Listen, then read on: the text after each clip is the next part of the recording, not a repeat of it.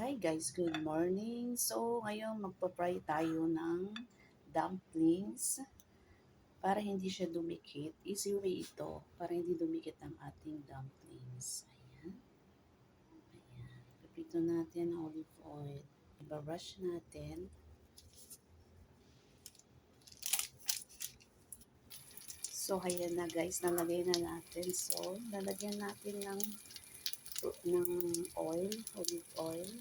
So, brush-brush lang natin yan para hindi siya madikit. Ayan. Ayan guys, pag nag-brown na, ayan, baliktarin lang natin.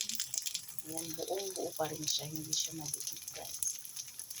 So, ayan na nga guys, naluto na natin ang first batch ng dumpling crispy. Ayan, kung gusto nyo maging crispy ang yung dumplings, just follow my YouTube channel. Ayan, thank you po.